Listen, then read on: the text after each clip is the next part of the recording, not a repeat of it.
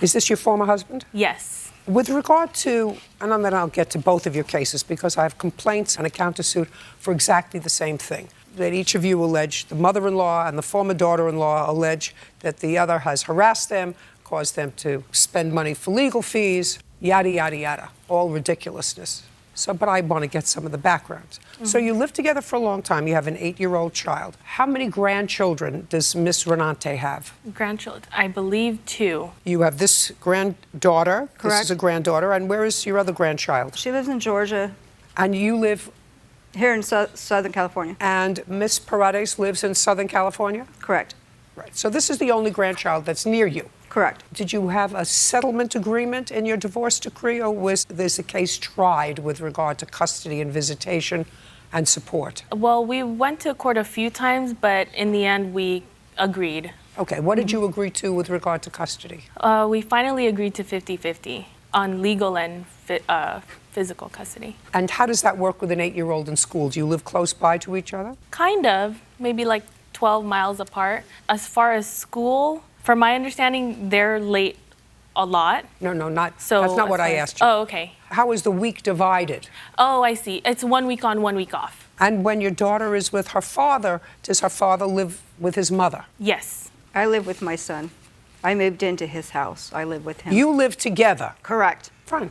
So you have 3 minutes to tell me what the problem is and why you think you have a lawsuit. 2015, she brought me to court, filed the TRO, was granted the restraining order for both sides to stay away from each other. Okay, so just a second. So she brought you to court on a restraining order. Yes. She made an application for a temporary restraining order. Yes. Is that correct? And you were served with a temporary restraining order? Not served necessarily. I was told through my son's lawyer that I was being served. What were the allegations in that application for an order of protection? She claimed I threatened to stab her in the back with a knife.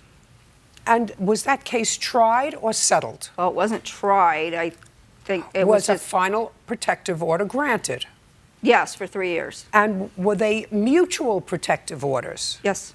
So after she filed an application for a protective order, did you file an application for a protective order? No, because the order was a joint order.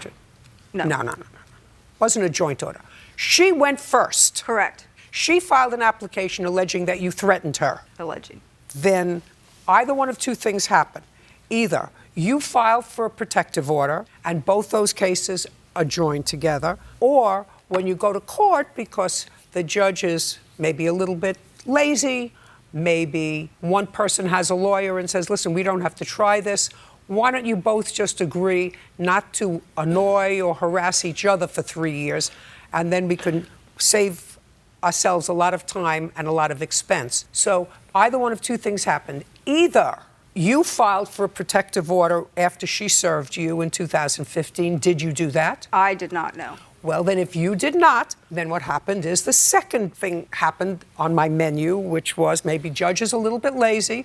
Did you have a lawyer? Yes. And did her lawyer speak to you? No, it spoke to my lawyer. So you both had lawyers? I had a family lawyer because it was her son's family lawyer, and they already knew each other. So that's how, with our custody case, so that's how they spoke to each other. So my family lawyer had to get involved in this case because of that. Well, didn't have to because of that, because you weren't a defendant or a respondent in that case. Mm-hmm. Only she was. Mm-hmm. But you brought your lawyer with you, and the two lawyers talked to each other. Mm-hmm. Did the two lawyers also talk to the judge? Yes, I believe so. Yeah.